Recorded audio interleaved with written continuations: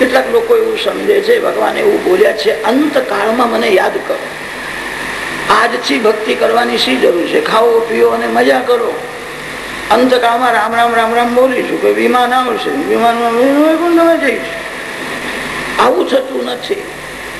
શરીર તો ક્ષણે ક્ષણે મરે છે. પ્રતિ ક્ષણને સુધારો. ક્ષણ બગડે તો મરણ બગડે છે. કણ બગડે એ દરિદ્રી થાય છે. કણ અને ક્ષણને હાચવવું. એક કણનો દુરુપયોગ ન થાય. એક કણથી અનેક કીડીઓનું પોષણ થશે. લોક અન્નદેવનો બગાડ બહુ કરતા હતા અને તેથી આ મોંઘવારી થઈ. એક કણનો દુરુપયોગ ન થાય. કણનો દુરુપયોગ કરે એ બીજા જન્મમાં ભિખારી થાય. અન્ન પરમાત્માનું સ્વરૂપ છે. થાળીમાં પતરાળામાં જરા પણ છાડવું નહીં.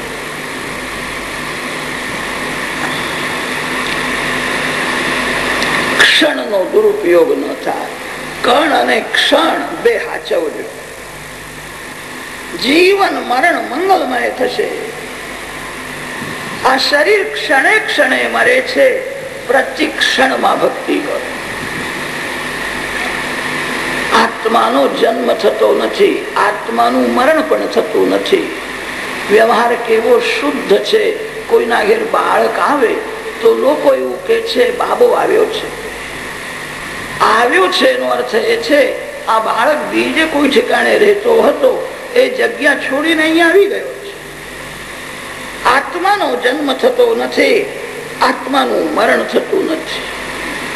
શરીર છોડીને ગયો કે છે, આત્મા મરે નહીં. જન્મ મરણ શરીરના ધર્મો છે. પ્રતિ ક્ષણને હાચવો. માનવ જીવનમાં ઘણો સમય નિદ્રામાં જાય, ઘણો સમય પૈસો કમાવવામાં જાય, ઘણો સમય સુખ ભોગવવામાં જાય, ઘણો સમય વાતો કરવામાં જાય, ઘણો સમય પુસ્તકો વાંચવામાં જાય. કેટલાક લોકો એવા હોય છે આખો દિવસ પુસ્તકો વાંચે. આ પુસ્તક બહુ સારું છે. અરે પુસ્તક સારું છે, તારું મન કેટલું સારું છે તને ખબર છે? તારું જીવન કેવું છે?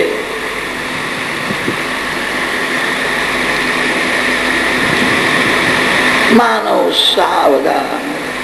બહુ પુસ્તકો વાંચવાથી લાભ નથી. બહુ પુસ્તકો વાંચવાથી શબ્દ જ્ઞાન વધે છે. શબ્દ જ્ઞાન વધે, વાતો કરે છે, એ ચર્ચા કરે છે. માનવના જીવનમાં ઘણો સમય પુસ્તકો વાંચવામાં જાય છે, વાતો કરવામાં જાય છે, રડવામાં પણ ઘણો સમય જાય છે. એક રસોઈયો હતો, થોડીક રસોઈ બનાવીને કોઈને મળવા ગયો. ત્યાં વાતે ચડ્યો. કલાક દોઢ કલાક વાતો કરી અને આવ્યો. એને જોયું અડધી રસોઈ બળી ગઈ હતી. પછી એને બહુ દુઃખ થયું. પછી અડધો કલાક રડવા બેઠો. બધું જ બળીને ખાક થઈ ગયું. માનવની એવી દશા છે. માનવ વાતો બહુ કરે છે, રડે છે, શાંતિથી બેસીને સાધન કરતો નથી.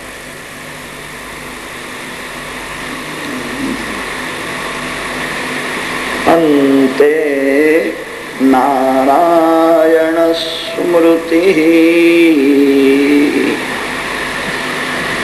કાળ બધાને કાગળ લખે છે. કાળ બધાને સાવધાન કરે છે. હવે મારો સમય થયો છે, હવે હું આવવાનો છું. માનવ સંસાર સુખમાં એટલો બધો ફસાયેલો રહે છે, કાળનો પત્ર વાંચતો જ નથી. એક એક દાંત પડવા લાગે કે સમજવું કાળનો કાગળ આવ્યો છે. જયારે જન્મ થયો ત્યારે મુખમાં એક પણ દાંત નહોતો. મરણ સમીપમાં હોય ત્યારે દાંત પડવા લાગે છે.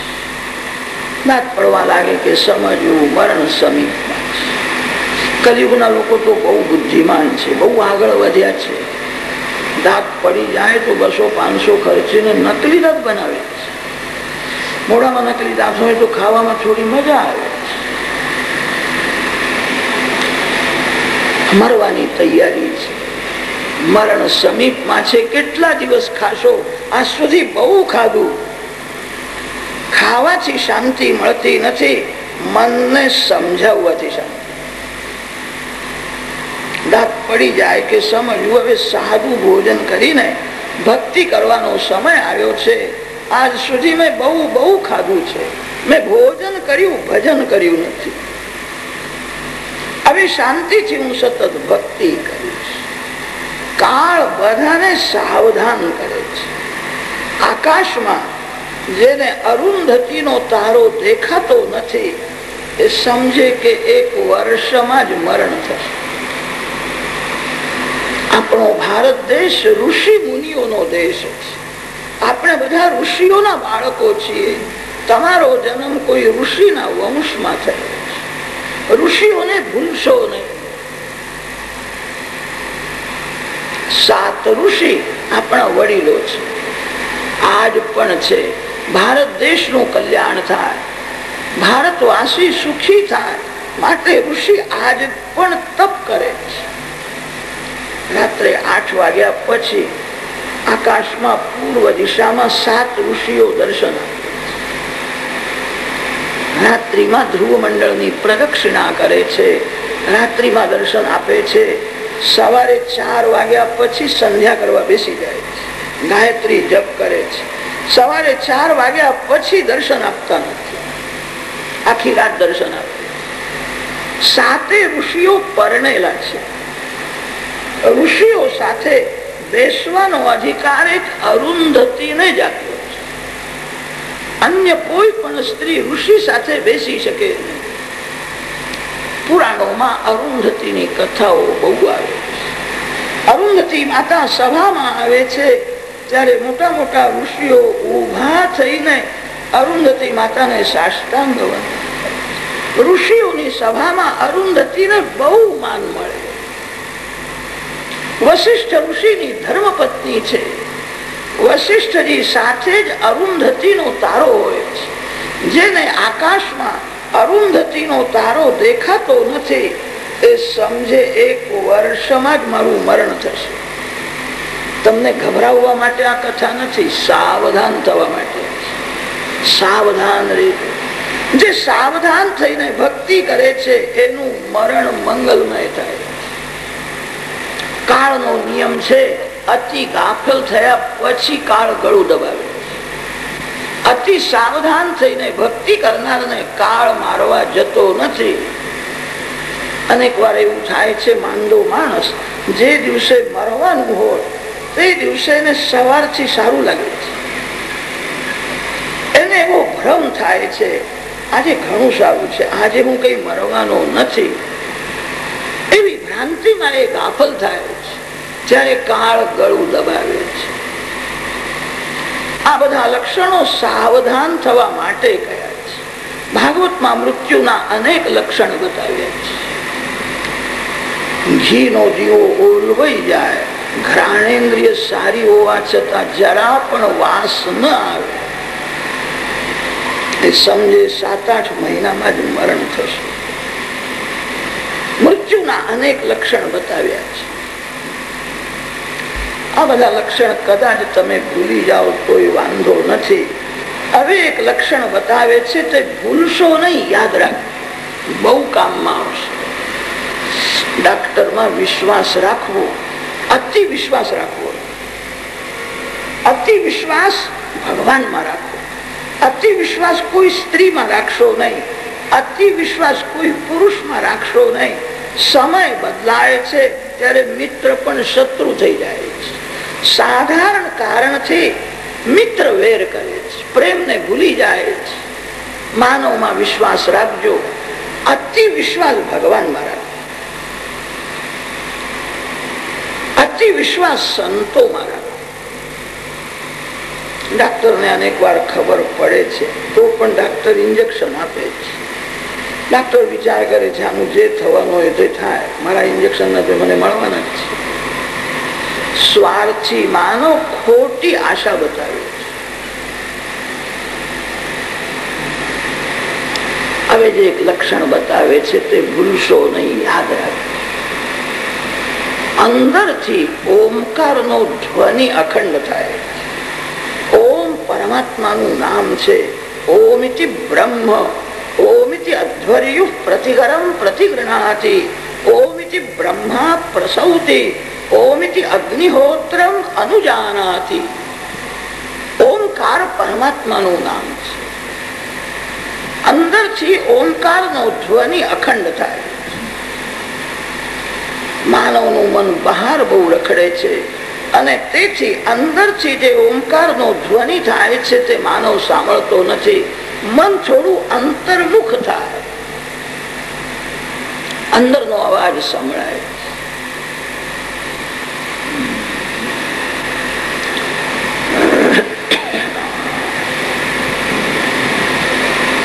જે મૂંગો છે તે પણ ઓમકાર બોલે છે.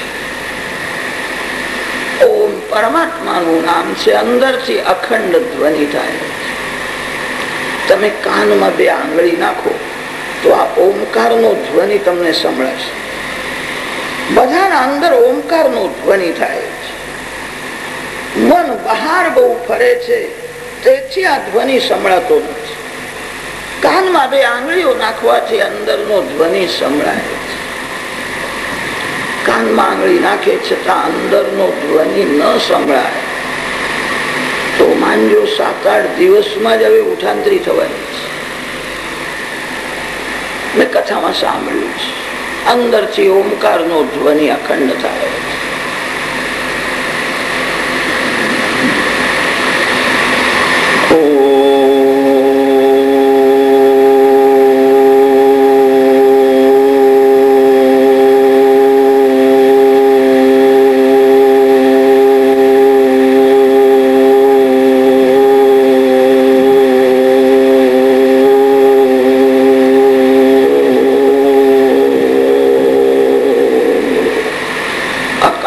ઉકાર અને મકાર પ્રણવની 3 માત્રાઓ છે.